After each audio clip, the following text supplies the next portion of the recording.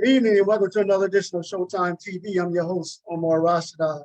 Tonight we got a very special program, and everybody's been talking about it, celebrating 50 years of hip hop. And I got a hip hop artist on here. I got a stage manager, on here. So I got some big shots.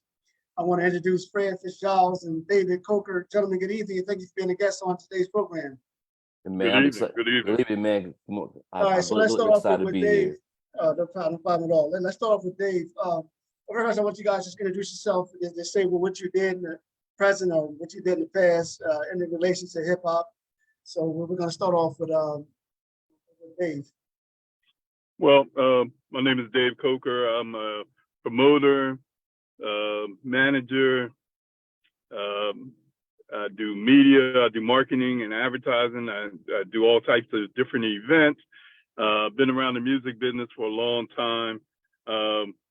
Seen it all from gospel music through hip hop, through R&B. I mean, any type of music. I've always been a music lover. So I've always been around music ever since I can remember. So and I'm still invested in it, and I still do a lot of things with it. Awesome. Okay, Fred, introduce yourself to the audience. Oh man, where y'all want me to start? What's up, Rich? My name is Fred Fitzgerald. I've been in love with hip hop since 1978 when I first heard Curtis Blow, and I've been in the music business, a little over 30 years, and it spanned everywhere from starting out rapping and also being a part of a project called Project X in Delaware. And also, I got into production, and it actually helped me to advance into all areas of music. I've always been a hip hop historian, also loving hip hop, and it has allowed me to groom into all facets of media, even including filmmaking, and now into digital marketing right now and podcasts.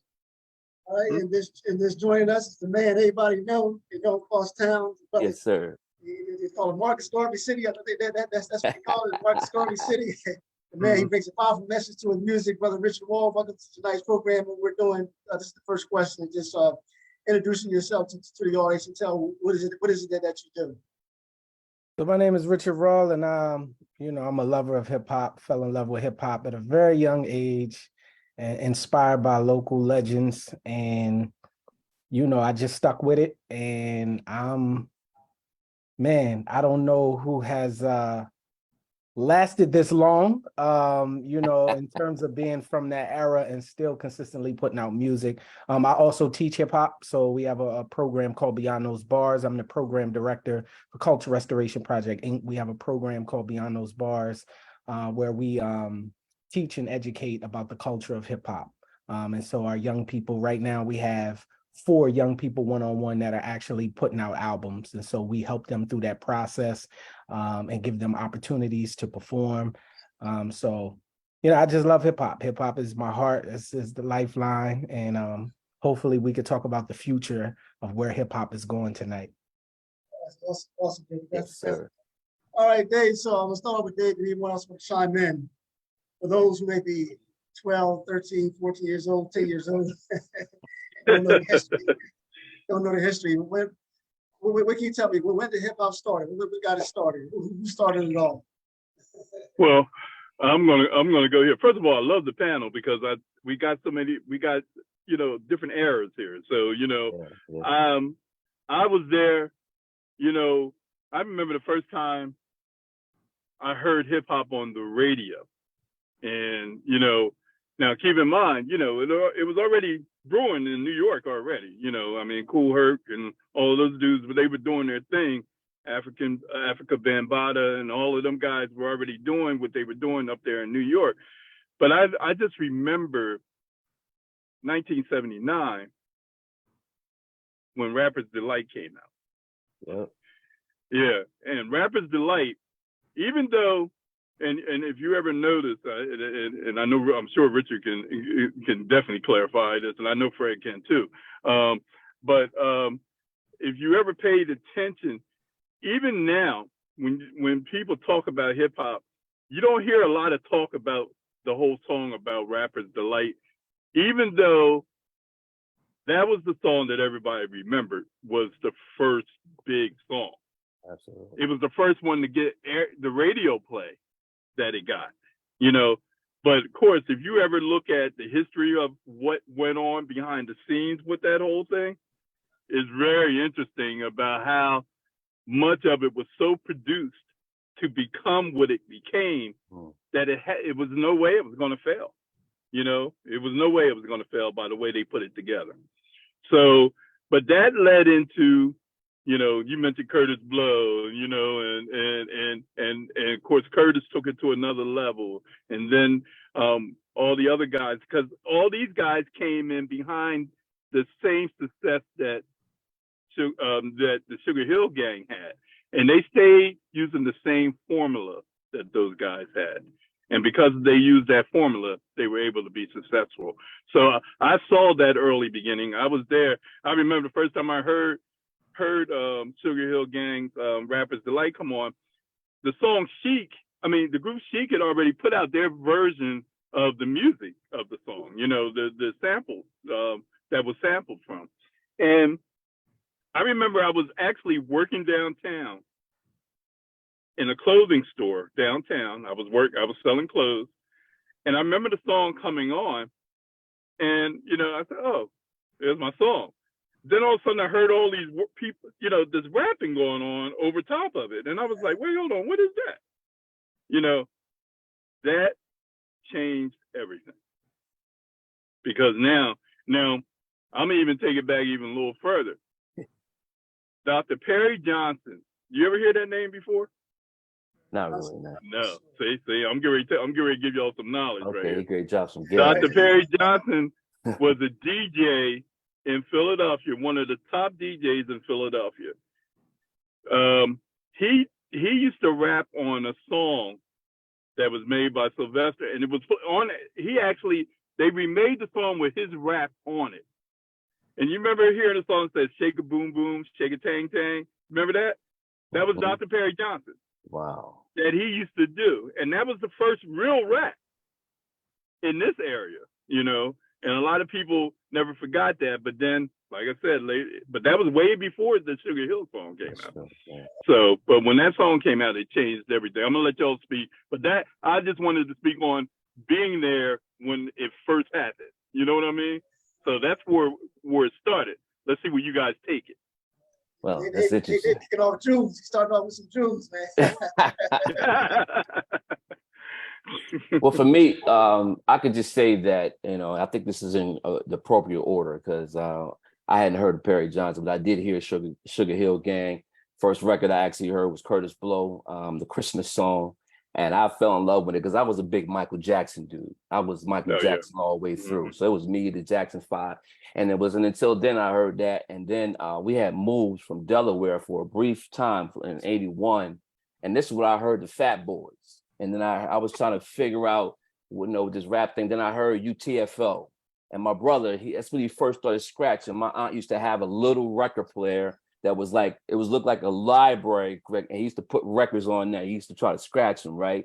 And that's when he first got started. Not on the 1200s, but it was like a little tape recorder. And I would grab a tape recorder and I would be able just to put the tape in there. And it was my first tracking. I would take a box, boom box, tape recorder. I would record my voice, my brother's the record, to one tape recorder, take the tape out, put another one, and record me now beatboxing, things of that nature. So we were really getting into it during that time. It was UTFO. And then I heard I Need a Beat by LL Cool J in 1984.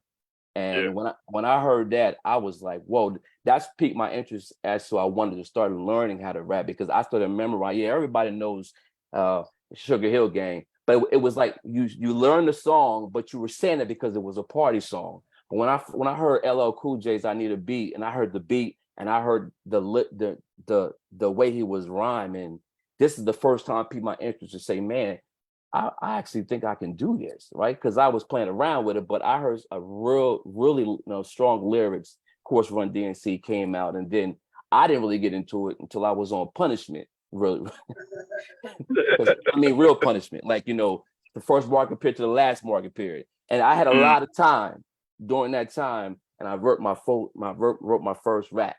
and my name is Fred Fitzgiles, but my middle name is Christopher, and my name was Cool. I was Cool C, Rich. My name was Cool C, in the place to be. There ain't no other rapper that can rap like me. I rap in the East, I rap in the West, like the educated rapper. I never fess. I'm not the king, gold kid, or run DMC. You see that flow? You see that pattern? And that's the cadence right there. That's the cadence. Right That was there. the cadence. Yeah, that's it, right? Yep. So yep, that's it. that's when I started really getting into it. And ever since then, man, I really had a passion for learning how the craft. But there was not a lot of rappers that are out there. There was just 1, 2, and 3. And then after I started, rhyming myself and started, kind of working on it. Every single time I heard a new rapper, I knew I was focused on the lyrics. And then I came in the door. I said it before it came out, Rakim, and I was just done.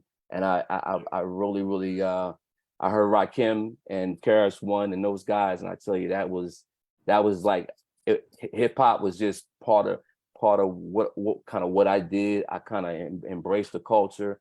And being in high school, you try to look like the rappers, you try to dress like the rappers. I had my Run DMC hat, I had my black leather jacket, but the thing is, I didn't have the Adidas. I had the K-Peds or the Pro Ks. So I had to kind of color them because I didn't have the right ones. The color, it didn't work. But that was where I really took hip hop serious. I think it's a good transition from where you were, Dave, into that era. So right. I'm gonna let the young legend over here take over from there. Yeah.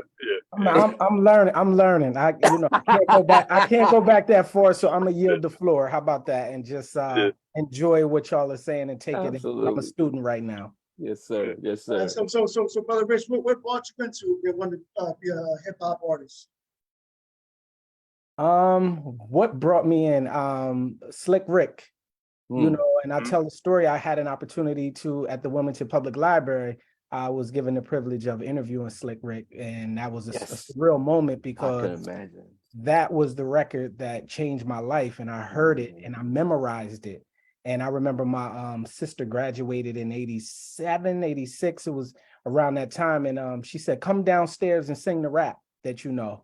So I came downstairs and I sung "La-di-da-di, we like the party, we don't cause trouble." And I was so young, but I memorized it. And listening to it on the radio, it wasn't like I had the tape.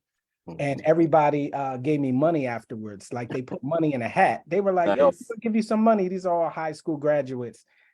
Blew my mind that you can actually recite a verse and get money for it. So thinking, how about I write my own raps? Yes. Instead of and reciting somebody else. So that's kind of the earliest moment that I remember. Of course, I remember Run DMC. I remember the Fat Boys. I remember all of that because I was around it.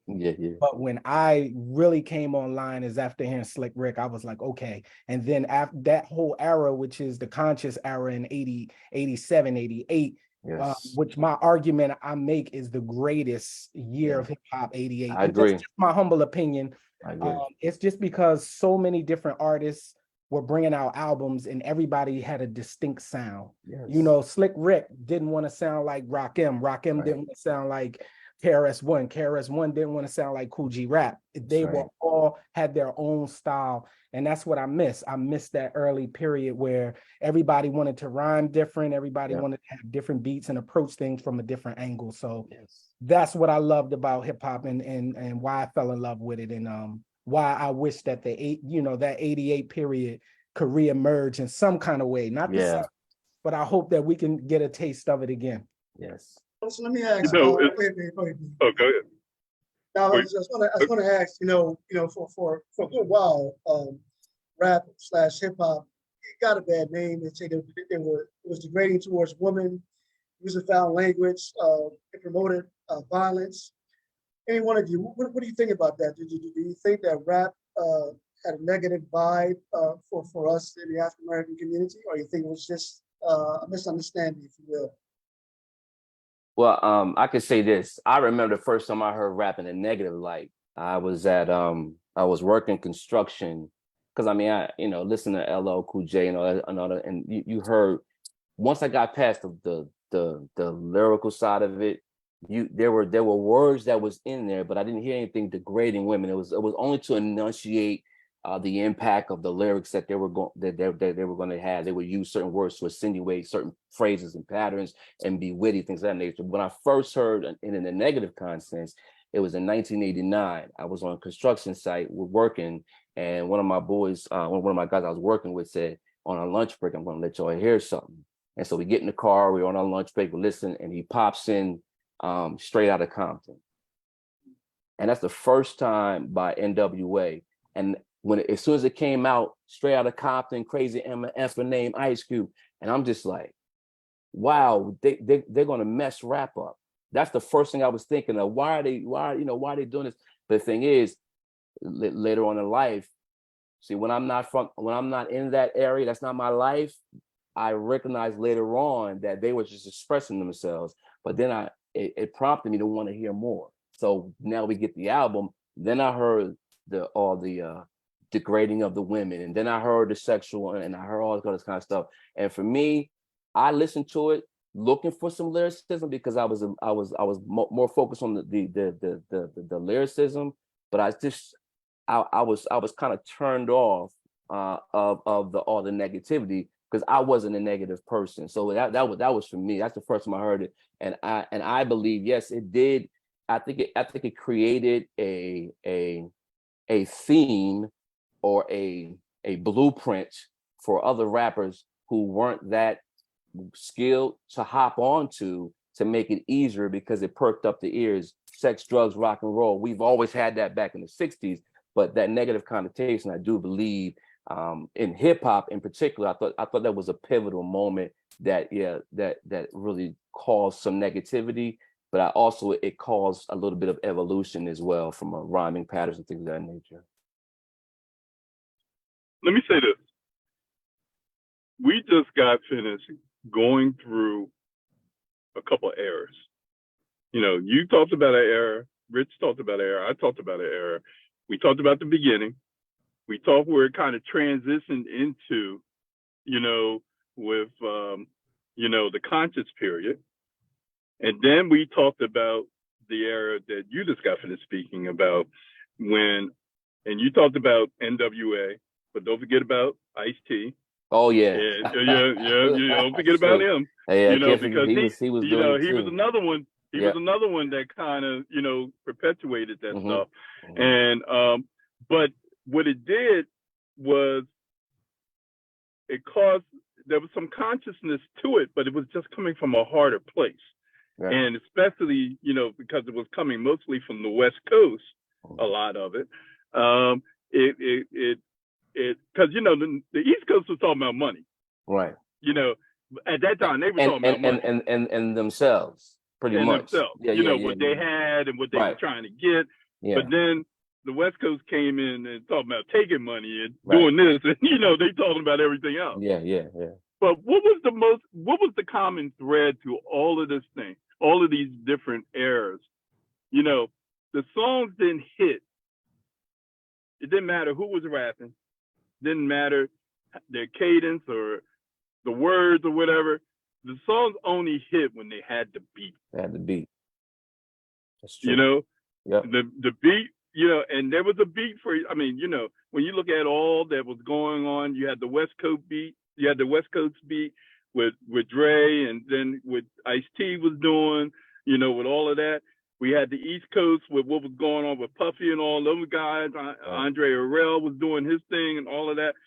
Then the South got involved. And they just came from a whole different angle, And of course we had the boys down there in Louisiana and Miami. But Luke, Luke and all them dudes were doing their thing. But then you go to Louisiana and you had Master P, and then of course, you had Baby and them guys come in and do what they were doing.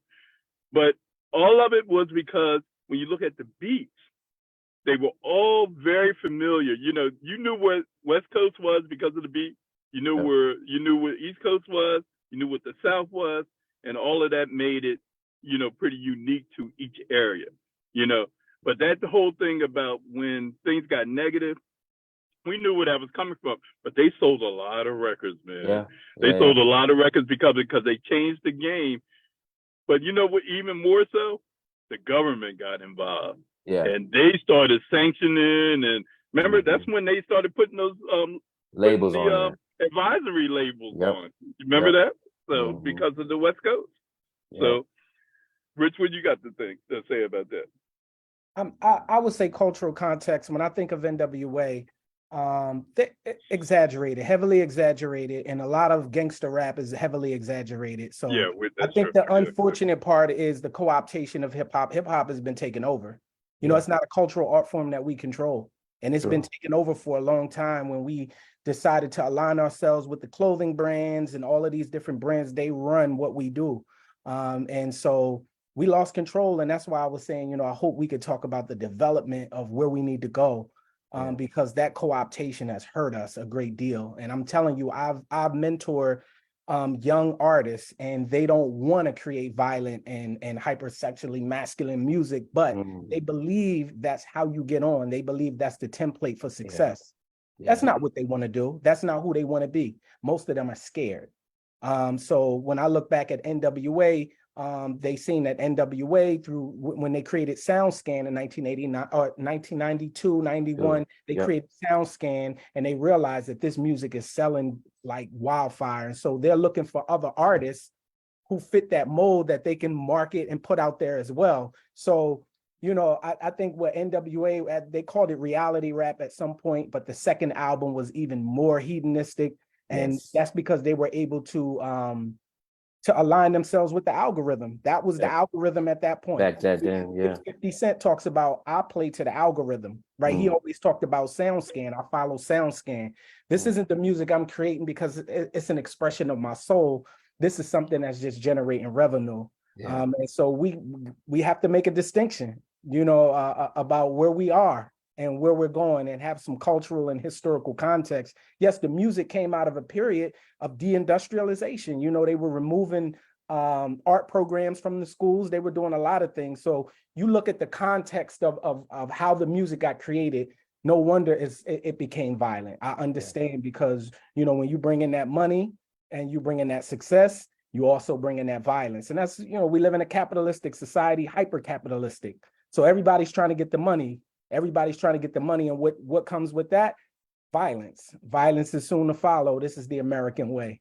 So, absolutely, you know, this is really unfortunate, and I wish that, you know, our music could speak a different language to the young people. And at this point, it's gotten out of hand, and we've really got to try to figure out, how do we get our youth back?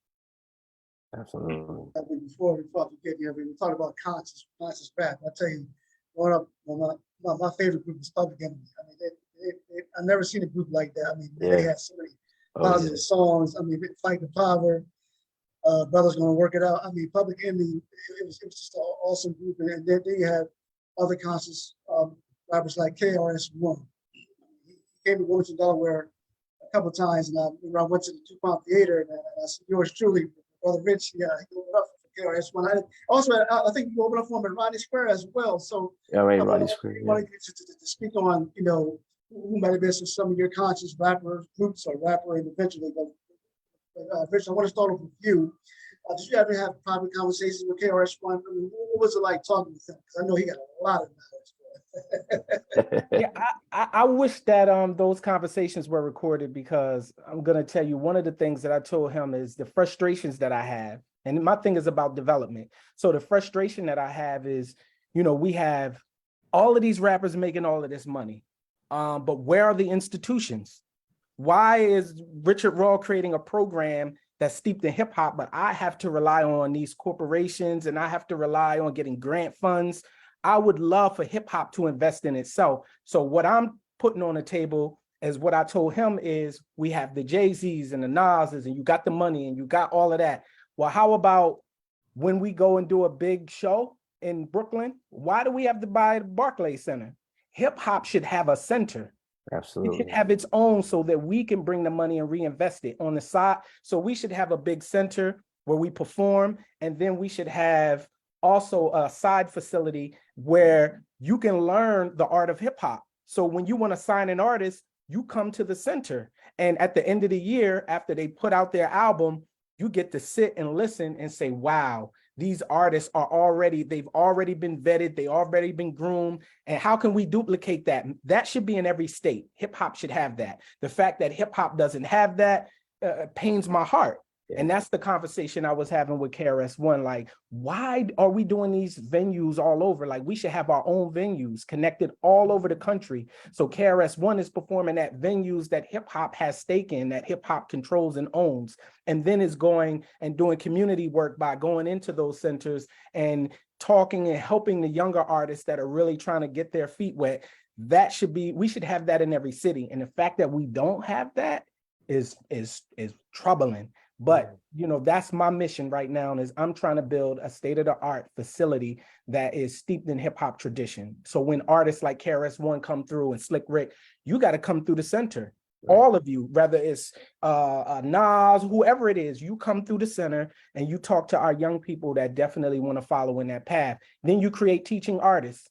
So the artists are not only just artists, they're teaching artists. So they are supposed to take on 10 other artists that they invest in. And see, that's how we control it. So it's not outside forces. And so when Nas does a show at that place, a certain percentage goes back into the pot.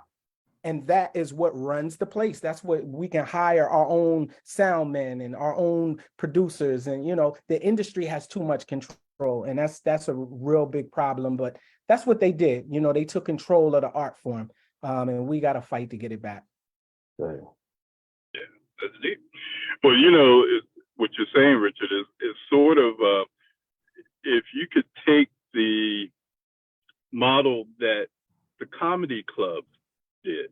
Yeah. When you look at the comedy clubs, because basically what you're talking about is what the comedy clubs have been doing for years. For years, yeah. You know, when you look at these small clubs, and even to this day, when you hear Eddie Murphy talk about, man, I just wanted to go somewhere and get up on stage, and they'll go stop unannounced and just say, hey, can I do a set? Yep. You know, and they just walk up on stage and do a set. Nobody knew they were going to be there, but they just show up because they have, in the comedy world, they have that set up where, you know, they have these comedy clubs in all these little cities and whatever in towns. And if you come through, they're going to let you get up there and work out. That's the same. Richard, I love what you just said. I think that's awesome. And that is something, it's a shame that with all these guys like a 50 Cent and Jay-Z and a Kanye and all these guys who we know got big money, you know, you would think that they would start places like that and put them in certain cities for people to work out. You know, Delaware is not known for being a big hip hop place, but we know we got hip hop artists here like Richard Raw. We got a million. We got a million. We got some people. You know, we've had some success to come through here. You know, so what Richard is talking about doing, and I'm hoping that, you know, he gets the support that he needs to be able to do what he's doing.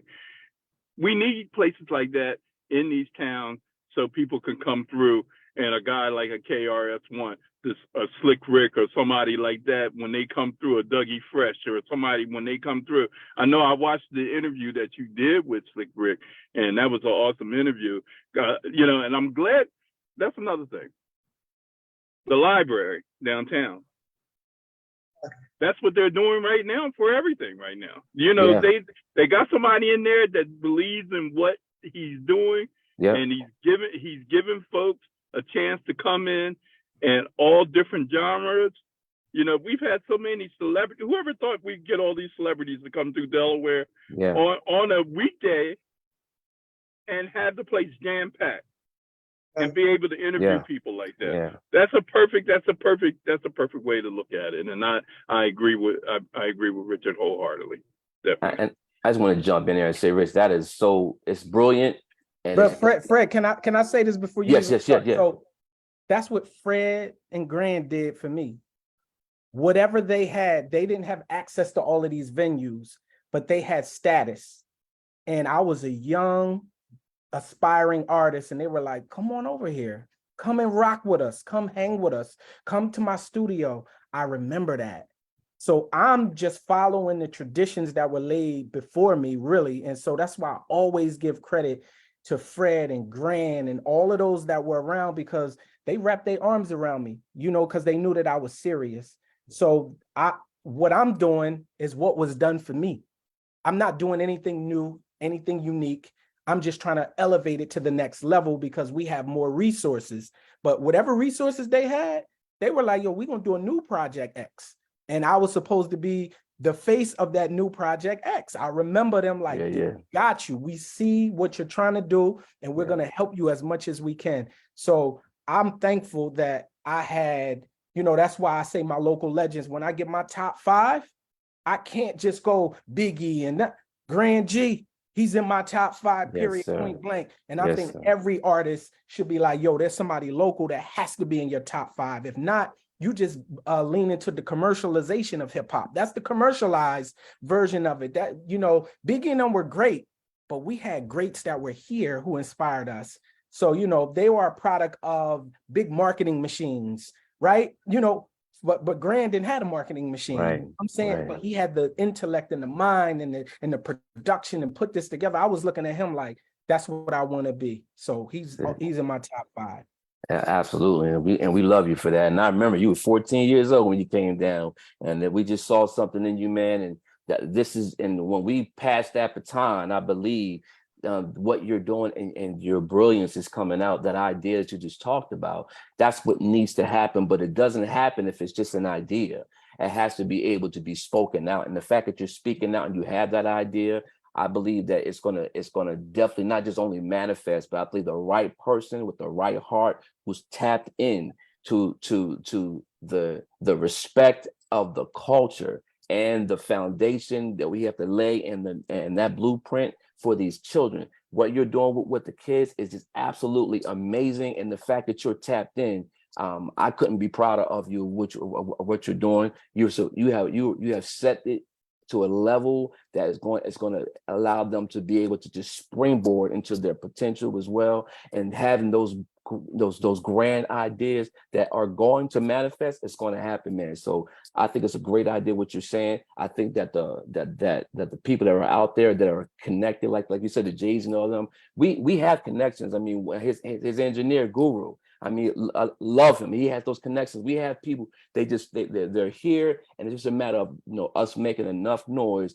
and you being able to, you know, put enough ideas out there. Everybody feels the idea is great. They don't want to come up with the idea, but, you know, the fact that you have that heart and that passion, I can see you attracting the right people that's going to really do that. And then once you do the first one is going to be set up, and then everybody else, not the bandwagon folks, but everybody else who has their kids that they're teaching and their local. And we've seen, you know, one thing about the South that I do respect is that when they got together, they always had one person out front, and everybody's effort was pushed towards that one person.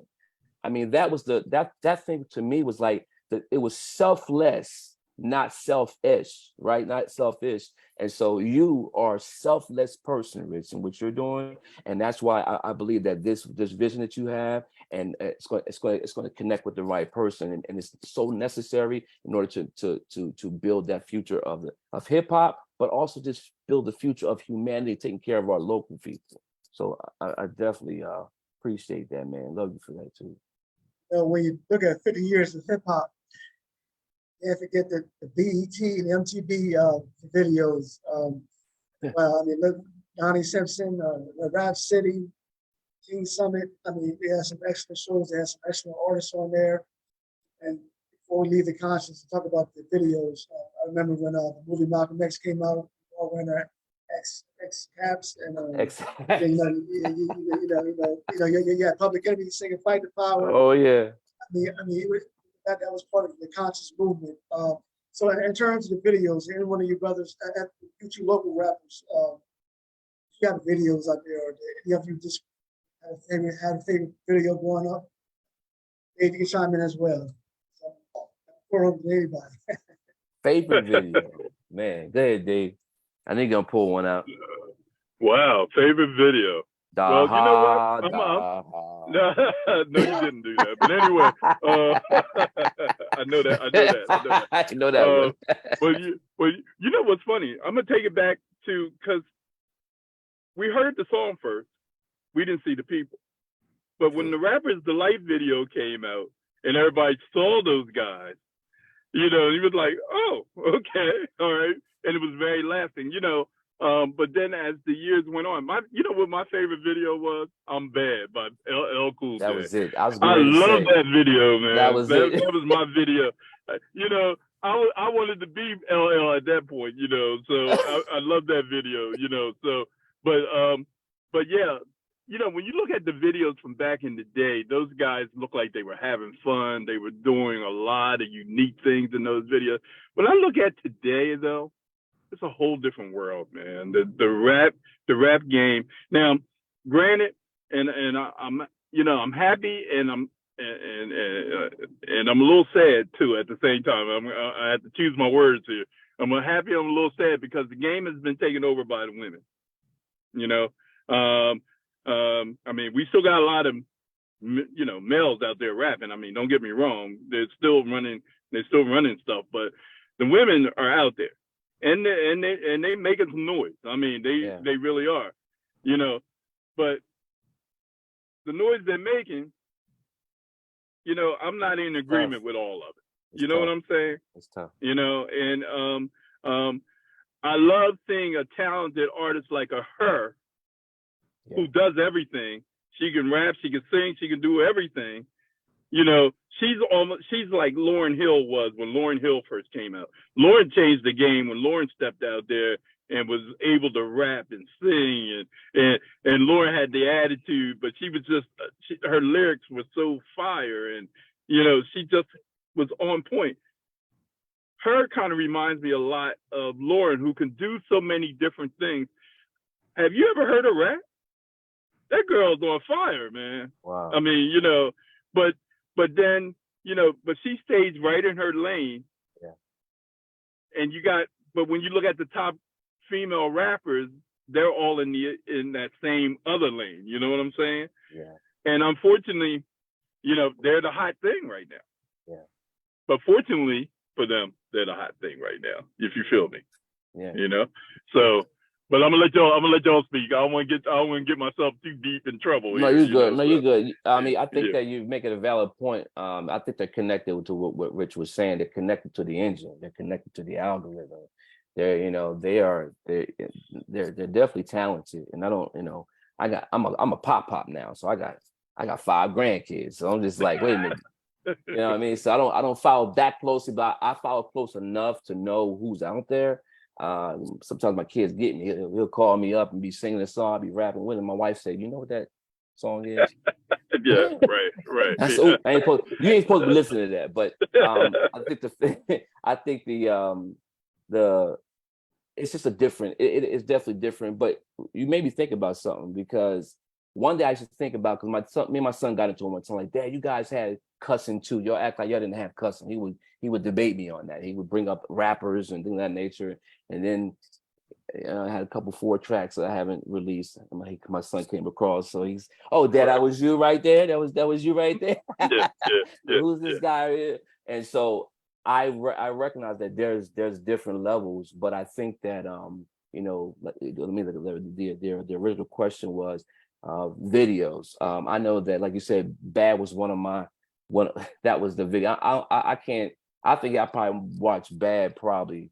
I taped it, so I can't even count how many times I watched that video. But another video that was really good for me was a conscious rapper named King's Son.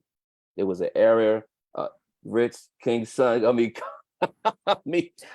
come on, like he had me mesmerized by the music and this was the era of King's Son, Antoinette. This was I was really into all that is right there. There was some great videos of that as well. But Public Enemy also was the one that really had so many messages in the videos that really impacted me. So those are my favorite. Yeah. Busta Rhymes. Oh yeah. Put your hands where my eyes That's can it. see. Yeah.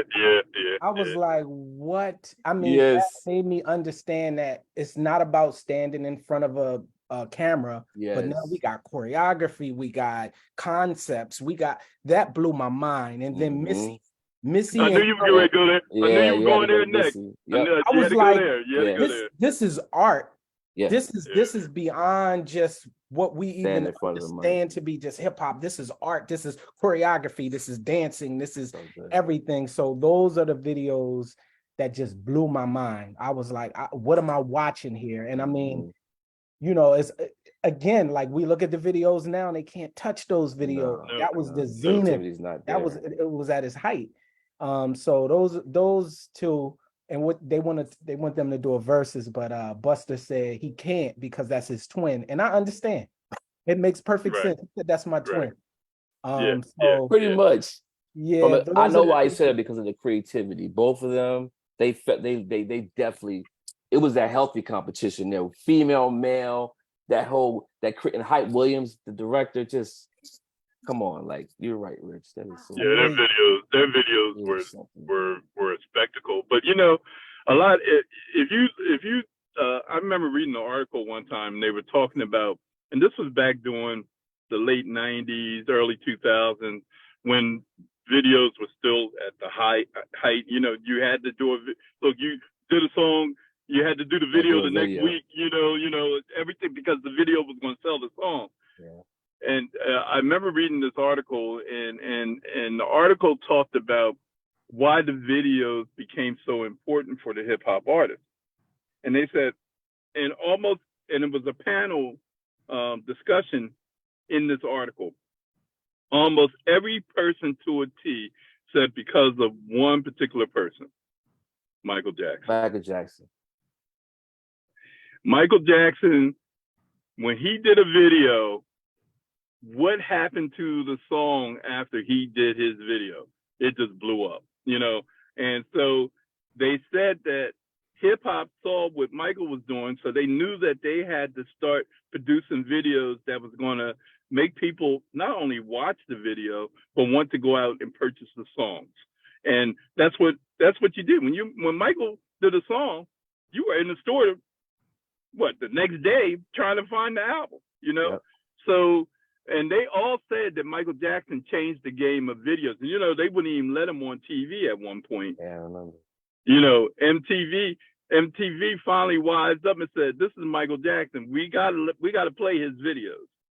And when they started playing his video, MTV blew up, you know? So this is the thing, you know, when you look at these videos, and especially now, because, you know, videos are still prevalent now, but not as much to sell the records anymore, because we got all this other stuff now to sell. You know, it's a whole different world now. I did a thing on my podcast about AI rappers. Yeah, I just heard about Unbelievable. But the album isn't like, you know, I teach young artists. The album isn't just a way to promote yourself. That's not even, you can't even make money putting out an album. That's not what it is now. You know, it's monetizing everything else, selling bundles of clothing, and, you know, the game is just totally different. So a lot of them still have a perception that I'm going to make an album. And so I'm like, it doesn't work like that. Jay-Z gave an album away. Yeah. And already got $1 million. It went platinum when he gave it away, because he's connected to the AT&Ts and the phone. Right. You know, they're like, well, we'll make sure a million of these get out. So, you know, the game is totally different. And I'm trying to, you know, teach these young people here that the game is totally different. You know, it's getting on stage, it's touring, it's, you know, that's where the money is going to come from, in merchandising. That's how you're going to make your money. So the game is totally different. It's totally different. It's crazy. It used to be an artist. Now you're an offer. Yes. It's not just lyrical and this is my song. This is what all encompasses who I am and what we do. And there's people are pulling money off every single part of the offer. So you actually got to present yourself with your offer, as opposed to us going up to knocking on the door of Def Jam, knocking on the door of Power 99, trying to get our DAT played. You coming with an offer now. So that is so true. And I know it's a challenge teaching that with the kids, Rich. I would want to question you on that. Is how do you pull the culture out of them, or teach it to where they understand that essence of it, but then they use their new brains to come up with something new? It's a challenge. That's challenge. You know, it's definitely a challenge because as we are in the classroom and as we are engaging, we got to realize there's a machine that's engaging.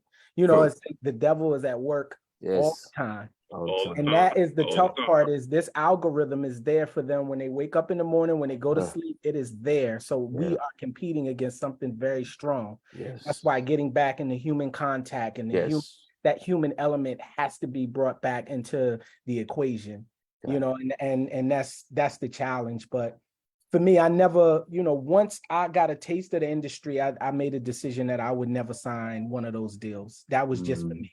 I'd tell them, you don't have to be like me. I just want you to be informed. And so these elder artists have so much that they can share with the young generation. And what they've done is they say hip hop is a young man's sport or a young man's game.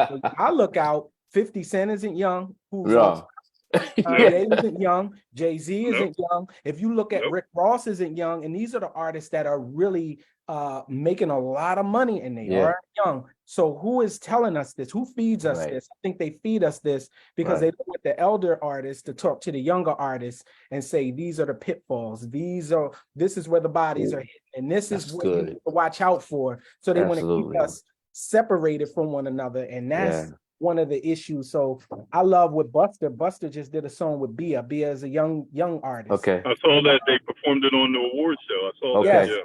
And Buster, even what he said is like, you know, we need to create the connection. Why are we separated from each other? But it's, you know, if I'm a multi-million, I'm Sony and I'm coming to you and I want to offer you a deal, I would rather you be, you know, uneducated because then I can offer you anything. That's right. But if you get educated by these artists, now you at the bargaining table, like, well, this deal isn't good enough and I know you want me. So this is what is required. And that's what has to happen. You know, I love my independence, but an artist who doesn't want to be independent, just understand what you're getting into, understand the nature of the deal that's given to you. And, you know, we just got to be educated. And that's tough because the new generation, when we talk about being educated, you know, they're educated by the algorithm. That's who educates them, and they think that's real. And I'm like, that jury isn't real. None of that is real. That is real. You got to deal with reality as it is. And we even grew up not realizing, man, most of these chains are rented. Yeah. With the exception of maybe Slick Rick, but everybody was renting chains and renting cars. I remember De La Soul video. There was a De La Soul video. I remember I first seen it, and it had a little graphic come up. It's a rental. That's the first time I saw that. I said, "Oh," it kind of like they made fun of that, but it was the truth. It really was the truth. Yeah, it was a rental. So yeah. So Rich said something very interesting, which I was thinking about earlier. You know, if you look at concerts today, you know, you'll see a lot of the even R&B singers, hip hop artists from the 80s, 90s, early 2000s. You know, they may go to the center of Philadelphia, then they may go on a tour to New Jersey, California, wherever, right? And it's usually the ones who came up in the 80s, the 90s, and the early 2000s. But the millennials, I mean, a lot of them, I don't even know who they are. I mean, I don't see concerts. And so I asked this two-part question.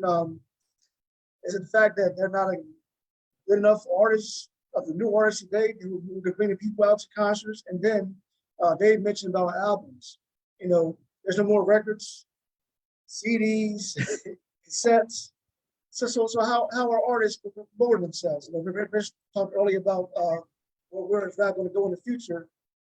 But you know, a lot of people in their 70s and 80s, they don't know about no iTunes or whatever. So man, should the records, cassettes, CDs come back, and then how do the new artists get to the point where you can promote them and bring them on a tour instead of the ones strictly from the 80s, 90s, and 2000s? Anybody can take that question.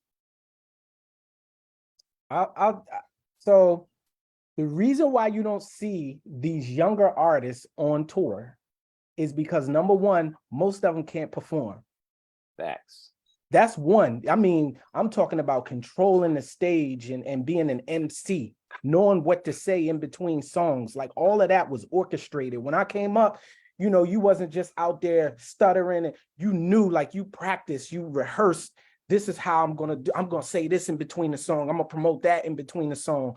You don't have that. So, and a lot of the, you know, this young crop of artists, especially the commercial artists, they live a violent life. So venues are not willing to take that chance. Look at 6ix9ine and all of these artists that are connected to gang life. So I don't want them in my venue because I already know that they're going to bring a certain element. So you don't see, so you see the artists from the 80s are back on tour and they're dominating. LL just, did you see the LL tour? Yeah. He got the Roots playing for him. The And Roots. then it's Yeah. Queen Latifah. It just He got goes everybody. on. Yeah. Got everybody. And he's promoting Rock the Bells, which is dope. Yeah. Absolutely. So you're talking about all of these artists are going to give you a hell of a show that you're going to go out to, you're going to enjoy, and then you're going to go home, go to sleep, and be safe. So, you know, that's the beauty of what they're doing. I'm glad. And it just shows you that the music needs to be upgraded. Like we are living in a pastime paradise, and the new artists can't compete. What Busta Rhymes said, I will bust their ass. Yes, what he said. Absolutely. That's what they come to do. That's what they come to do. When I come on stage, I was trained by wolves. So when I get on that stage, I'm killing. Like I'm going to dominate. You know what I'm saying? And they don't have that mentality. You know, they like 50 of their boys on stage. And the new thing, I don't know if y'all know, but the new thing is they like ad-lib now. They don't rap their verse. So they'll come out and just ad-lib their verse. They don't. Oh, wow. They don't. It's like, what? That's why we would be crucified if we tried that. Oh, Bro. my goodness. Yeah. Or all of them sound the same. So all of them sound the same. And you know, around you can't bite nobody's style, you can't bite nobody's rhymes. These were the rules. What happened? Like, where did we go wrong where we allow these artists will come out and it's like two of them sound exactly the same? That was a golden rule. You get beat down. Like, yo, you sound like who? What? I'm gonna go beat them down because you can't sound like you stole my rhyme. That was that serious because this is my creative, intellectual God property. God gave me this gift and put this in my heart. How dare you steal? How dare you take this away from me? So, man, we need those rules to come back. We need we do. Rules. We do. You talking about you talk about stage presence. You talk about a man that can control the stage by himself with or without a band. It's that man right there, Rich Raw.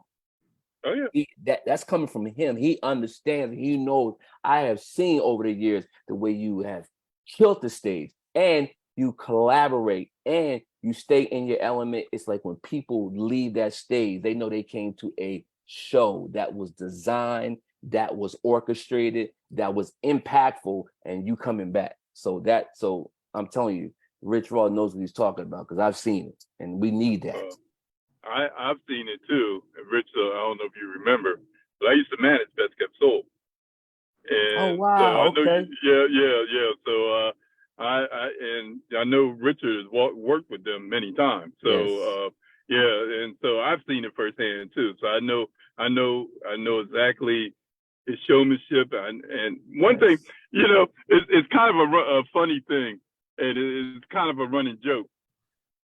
You know, when you are really listening to a good hip hop artist, when you can understand what they're saying, you know what I'm saying, right? And Richard is so clear with everything that he says, and you know, and the message is so right there, and that I know we're going to talk about the future, you know, because I know because I want to hear what Richard got to say about the future, especially.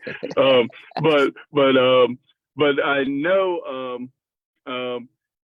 There are a few guys out there. There's a young guy out there that I really, anytime I see this guy on TV or I see a video of his, I always try to catch him because this guy he's a young guy, but he has an old school presentation way of doing things. You know what I'm saying? There's a guy called Tyler, the Creator. Either one of you guys familiar with this guy? His presentation and the way he does things is just so unique. And the guy is just a performer, and I really like him. He's like one of the true new young guys that I really like. Like I listen to all music. Like I said, I love music. I mean, you know, kind of so sure. I can sit there. Yeah, that's me, man. I love music, man. And if you get me bouncing my head, man, you know, there's some nowadays everything's about beats, and Richard was right. You know, these guys, they don't know half of them don't even know the words to their songs.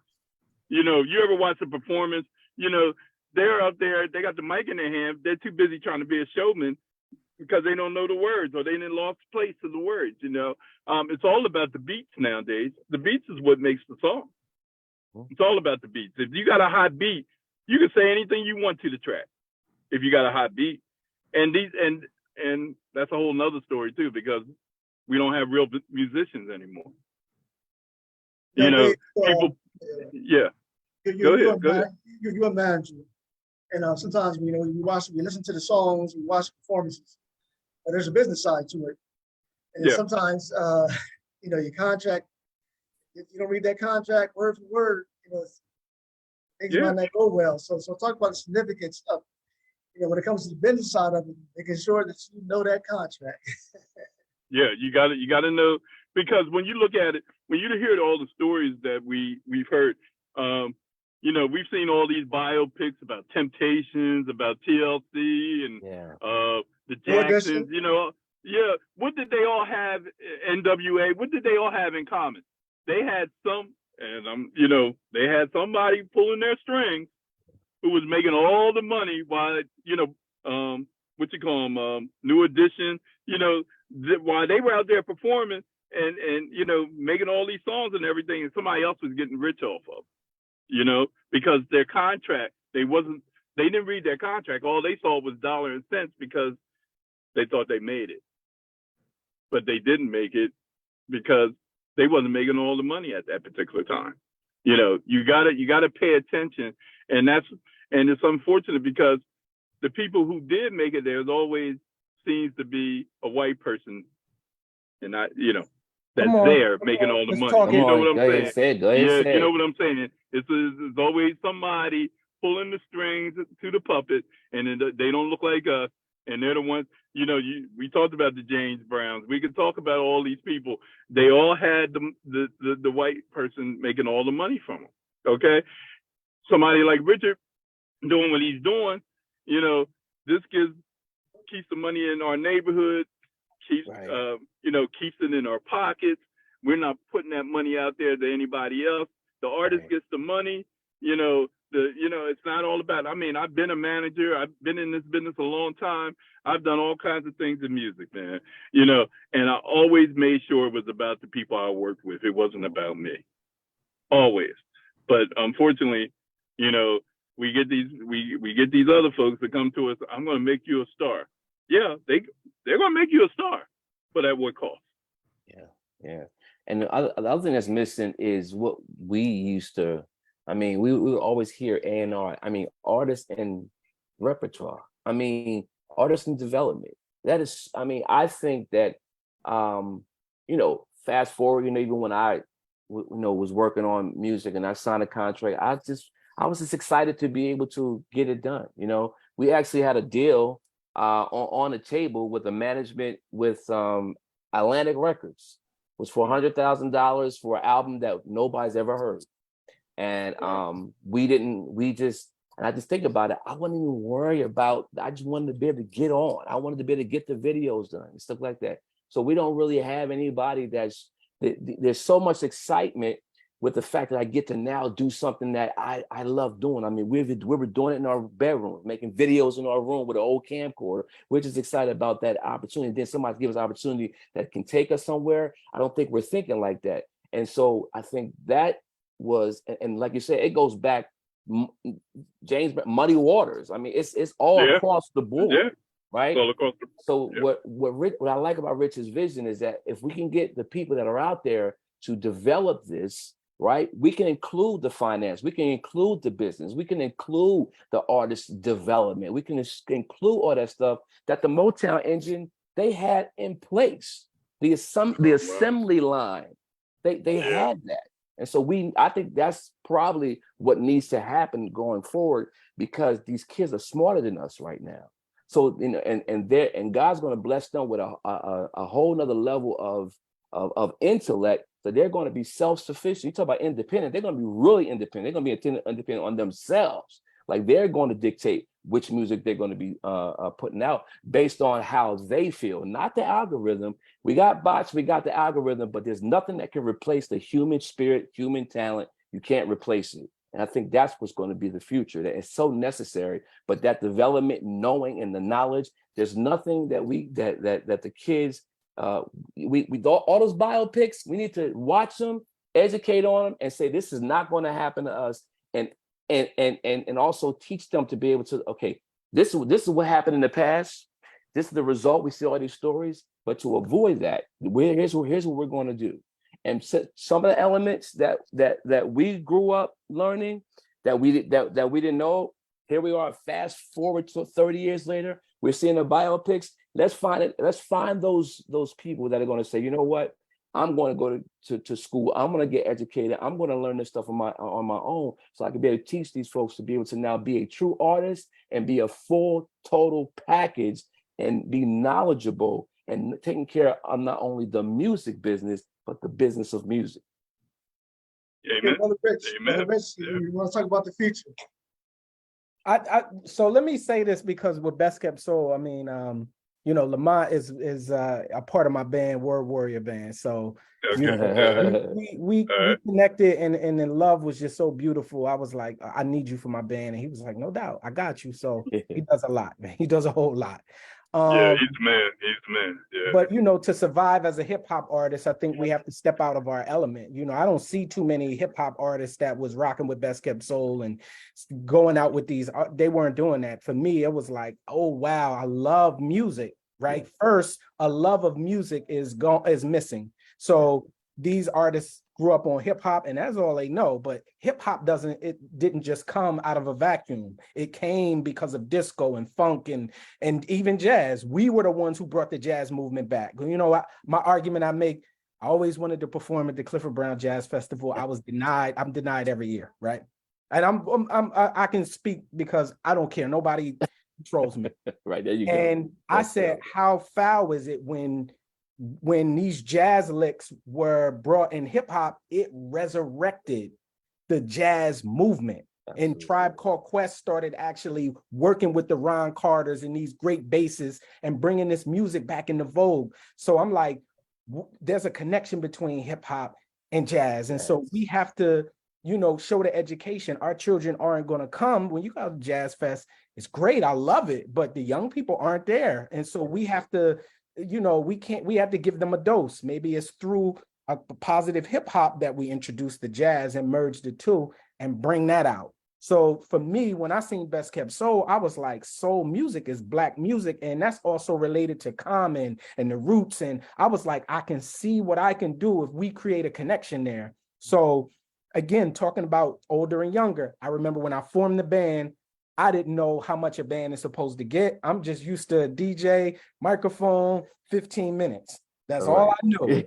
And so I called Lamont. I said, yo, now that I'm forming this band and there's an opportunity for us to perform, what should I charge? I don't even know what to charge. And he was like, this is a base rate. This is the So that right there that was a blessing that he was able to impart the wisdom of what a band is supposed to get, how much time. If we do 45 minutes, this is what you should get. If you do an hour, this is what you get. Mm-hmm. And then as you move up in stature and you become, big and build your name, now you can command even more money for that time, because now you go to them and say, well, this is the amount of people I can bring.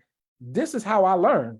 I was rocking with the bands. Any band that got up, whether they did Spooky Speaky was doing reggae, I would jump up with them. Any band, I was like, yo, hip hop goes with anything. So absolutely. I don't care who it is, I'm gonna get on stage and rock. So that intergenerational dialogue was how I powered this engine of Richard Raw. So it's important that, artists have to step outside the box. A lot of the young artists be like, how you get these opportunities? I'm like, you ain't at the Best Kept Soul show. You ain't at the Bob Marley Festival. You ain't at, you don't love music. And until you truly embrace and love music, it's not going to happen. Because when you look out in the industry that you want to be a part of, it's all cross-pollinated, right? The pop artists, the country artists, country music right now is rap music. Let's talk about all of the artists that they have. They're rapping. You know what I'm saying? And that's just, hip hop cross pollinates everything. So we just got to open ourselves up. Yes, sir. I like how you put that. I like how you put that. And you're right, because country music has look at gospel music. Look what Kirk Franklin and look. I tripped out. I'm sitting there watching something on TV one day. Jay Moss, gospel artist, comes on and performs, and I hear the song he performs, and the song is Victory, and I'm listening to it. The hook is from Sesame Street. Have you heard the song? The hook is from Sesame. Can you tell me how to get to Victory? Can you tell me how to get to Sesame Street? And I'm sitting there and I'm like, and they partying off of the song, right? And I'm like, and they're rapping on it and everything. And I was like, okay, all right, I see where we're going with this now. So, but it was a very popular song, but this is the concept. This is what people are doing nowadays to keep themselves relevant and make themselves relevant. Kirk Franklin came in 20, 30 years ago with his choir, and came in and didn't sing a word and spoke to a whole song. Absolutely. Amazing. It was a flavor of gospel. Right? It was amazing. People were like blunt. People were tripping. Look, people were tripping over the whole thing. They was like, okay, why is he talking through the whole song? Right, and why is he directing them by saying, sing, all that kind of stuff, but then 30 years later, here we are. Man, and Kurt's still the top draw in the gospel business, because and look at all the artists that had followed behind him. Oh, go ahead, Richard. Go ahead. Just think of Africa Bambaataa and the Soul Sonic Force. They were taking this British music. True. We took Very from true. everything. Nothing was off limits. Like if you a true hip hop head, those breaks and those old music, like you're like, oh, they got that from what? Mm-hmm. So it was like we weren't just people were like, oh, they just making racket. And no, we were actually the DJs were like historians of the music. They could tell you who created that music, when it was created, what era it came out, what artist it was. Like that's how it was, you knew music, and that gave you a competitive advantage. And so that's my argument is we got to reintroduce our young people to music, to funk, to soul, to gospel. Like they have to understand that's the ingredient that went into hip hop. You know what I'm saying? And so that's how I always felt. Like I'm like, oh man, Funky 4 plus one more. Where'd they get that sample from? Where'd they get that from? Right. The Treacherous 3, like, Spoonie G, the Treacherous, like I'm really going back, like this is amazing. Like, the Treacherous 3 was crazy. Like that's what gave birth to your Big Pun. That's what gave birth to those artists that like the Busters that rap fast. Like I'm listening to Kool Mo D and LA Sunshine, and I'm like, how they were just rapping fast in the what? And then the argument I always make is one of the greatest is Grant. Like, I mean, Broken Glass everywhere. Like, he was just an MC's MC. Beat Street. If you see Beat Street and see him just rap, I watched it recently. That's one of the greatest. Yes, that's one of the greatest performances of rap ever. And I mean, the way he was flowing, the aggressiveness, and then everything he was talking about is relevant. Real. Right now. That's true rap. Right. Not that's about, it transcends time. Like these artists, it's like, okay, I know what's going on in your era, but like these artists were able to tell us about what's going on right now and in the future. And that's timeless. That's what makes it special. And Fred, you notice that's a true MC when you could sit and listen and like, I don't even understand half of what you're saying. And it don't hit me until 2 years later. I'm like, I'm reading something and I'm like, oh, what? That's MC. That's MC stuff right there. Absolutely. Well, let me say this real quick. And thinking about something that you said, Richard, talking about, the band thing and everything. One of my favorite things to watch and people to watch is the Roots. I love the Roots. Yeah. Okay. Absolutely. Because they got so much talent in that group and so much going on within that group. What I learned to appreciate about them the most is, now we know the Roots is the house band for Jimmy Fallon's show, the Tonight Show. Now, they started out with Jimmy Fallon when Jimmy Fallon took over the Late Late Show years ago, and they were the house band for him back then. So when Jimmy Fallon got the promotion to take over for Jay Leno on that show that he has now, they wanted him to change the band. They wanted it to be a more acceptable band, a band that was more like the band that Jay Leno had, Johnny Carson had, you know. Visually acceptable. You know, yeah, you know what I'm saying. That's what you know that what was. I'm saying, right? Yeah, Visually yeah. acceptable. I got it. Jimmy said, if you don't let me have the Roots, I'm not taking this job. Wow. That's strong. Now we know the rest is history. Yeah. And them dudes, man, and you know, when you look at it, when you look at that group, I remember the first time I ever saw them. I knew who they were, but I remember the first time I ever saw them perform was on Dave Chappelle. And they killed it. You know, remember Dave Chappelle used to have the acts that would come out at the end of the show? Yep. They did this joint at the end of the show, and Black Thought was like, he was in the pocket, and I was watching the bass player. He was just the way everybody was moving, and I was like, who is this group? And then I said, oh, it's the Roots. I've been a fan ever since, because the genre of music and the stuff that they do, when you hear Black Thought go into, you know, they say he's, you know, when any rapper list, his name is always on one of those lists. You better believe it. Because he's, you know, his lyrics, the timing, the cadence.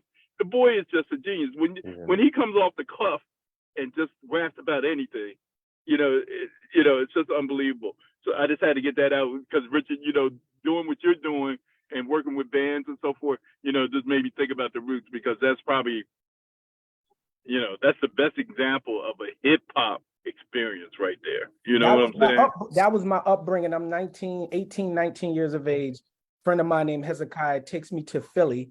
And my first time performing in Philly, I'm opening up for an artist named Jill Scott.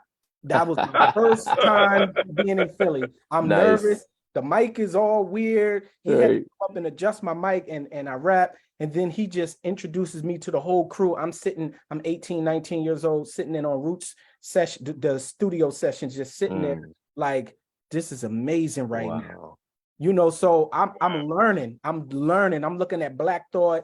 You know, he had the rapping dictionary. I was like, there's a rapping dictionary? He used to use the rapping dictionary. I know a lot of people don't know that, but he used to use that. There is one. Like, yeah. What? I never knew that. So I learned so much from that experience as a young boy. And so that's, of course, what you see is, you know, that's what birthed Richard Raw, like all these beautiful experiences I had after, you know, Delaware, that the scene died, right? Yes. For a while, it was a dead scene. And so I started going to Philly, and then I'm like, oh, wow, it's an amazing scene in Philly. And I engulfed myself in it. And the combination between the two is kind of like what birthed me. But the Roots and Black Thought is definitely one of the greatest. It's got to be up there in your top 10, if not your 5. I know that gets, but I think in your top 10, you know, you got to consider Black. He got to be there. He's got to be there. I just All see right, his. gentlemen, so we're coming to a closing of the show. So what I want to do is give everybody about a minute or two, no more than 2 minutes, just closing comments. If you want to leave your contact information for those who watch to contact you, we'll start off with Fred. Oh, first of all, thank you, Omar, for inviting me, and thank you, Dave, and also thank you, Rich, for an incredible conversation about hip hop. This is definitely celebrating the 50 years of hip hop. I mean, if this thing wasn't being live streamed, we'd be going the rest of the night. I could tell you all kind of stories. But I'm thankful. So again, I'm just excited because hip hop is always going to be here. I mean, it's something that has changed my life in several ways, introduced me to all kind of people all over the world. And I still got people still asking me for my album in Israel and Australia and all over the world. They asking, do I have a copy? And yes, I do, but you ain't getting it. But but anyway, I just had a good time tonight. And I'm Fred Fitzgiles. You can FredFitzGiles. You can look me up on Facebook, Instagram. We have a YouTube channel, Studio 22 Media Group, and just glad to be here with y'all. Appreciate you. right, Dave, 1 minute to 2 minutes. Close this out. All right. All right. Well, thank you, Omar, for the opportunity and hanging out with these two brilliant young men. I really appreciate the opportunity to say my piece. As far as hip hop is concerned, it's been 50 years. I remember 79 when the song came out, Rapper's Delight. Everybody loved the song. They said, but this ain't gonna last. It's just a fad. It ain't gonna last. It's gonna disappear after a year. 50 years later, here we are. So I'm just saying, it's in, is it in good hands? I think it's in good hands because I don't think it's going to go anywhere. I would love to see, because everything always goes back to the past. So I would love to see some of the artists take it back to old school, and bring some of that old school flavor back again. So hopefully we'll see something like that. But I know it ain't going anywhere. We'll be talking about it. We'll be talking about it for a long time. So I'm David P. Coker. You can find me on Facebook. You can find me on Instagram. I also have a podcast. Everybody's podcasting these days, but I have a podcast with my partner, Mr. Leonard Young, News and Trends with Dave and Lynn. We're doing some things with it. We're doing pretty good. Try to keep up with Fred. But 2014, baby. But we are on Instagram under News and Trends. We have newsandtrends.com. Of course, you can find us on Facebook as well. And of course, you can find us individually on those websites. We're also on LinkedIn as well. So holler at me. Check out the podcast. Because we, never know when you might hear Fred on there. You might hear Richard Rawl on there. So I'm just saying, thank you for taking the time and listening to us tonight. All right, Rich, about 1 minute or two. Close this out. Definitely thank you, brother. You've been definitely putting in work in, giving our community a platform. So we got to give you your flowers. You've been around a long time. Had a great conversation with one of my elders, Mama Nzinga, and she just threw up about you just giving us a voice and a platform. So we truly appreciate you. It is an honor being on here with one of the legends, one of the ones who invested in me, Fred. I always give those flowers because, without him, there would be no me. I always say that, without them, it wouldn't be me. They made me realize it was real, seeing them as youngins, they don't even remember. I would see them and my heart would flutter. Like these are the legends. These were the Big Daddy Kanes to me before I understood all of the other artists. They were it, and shout out to you. Just shout out to everybody on the line. And, I took a little hiatus. I've been off for like 10 months. I just came off tour from Alabama and I'm ready. The Crown album is coming in September. Nice. New album. Can't wait. I'm ready. Let me plug some shows. And so I got a lot of diverse shows coming up. So when I say this, you're going to be like, what? So August the 12th, we are opening up for an artist, a Ghanaian artist who is just awarded a Grammy, the best new artist. His name is Stonebwoy. So we'll be opening up for him at the Ardmore Music Hall in Philadelphia or in Pennsylvania. August 26th, I'll be opening up for Regina Bell and the Blue Notes. Ooh, nice. That's in Wilmington, right? That's in Wilmington, Beautiful. Right? I don't even know if that's out there yet, but Oh yeah, it's out there now. I know about it. Believe me, I keep my ear to the streets. I know. I know about it. So I'm honored that hip hop has some representation in that whole set. With Alfie Moss will be there as well. So it's a great lineup.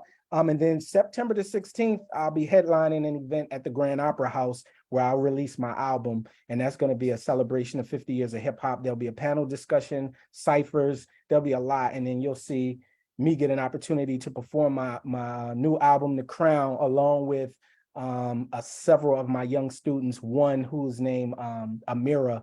She just did a remix to the Bridge Is Over. Oh, 10 years. Nice. She's 10 years old. And so her music, I'm like, we're going to go through the classics, and she just remixed it. So we'll release that single soon. Oh, I love it. Until then, I love y'all, man. You know, Black Love you brothers too. got to stick together and we got to Yes, heal sir. together. That's one of the things that hip hop has to get into. We have to have real conversations about our health, Yes. Yeah. real conversations about our family dynamics. And that's how we're going to heal hip hop is we got to come together and create a real brotherhood where we talk about serious issues. Everything's on the table. We're going to talk about religion. That's We right. should never take that off the table. And if we don't agree, that's fine, but let's find some common ground because there's one God of us all, as Marcus Garvey said. So whatever path you take is cool. I respect that, but it's one God Amen. of us all, baby. Amen. Yeah. Yeah. All right, gentlemen, thank you all for coming on today. Thank the audience for watching. Please like, subscribe, and share. Gentlemen, take care. Until next show. God bless. Have a safe week. Thanks, Omar. All right, guys. Rich. All right, All right. Dave. Later. Love All right. y'all. All right. Love you guys. All right. All right.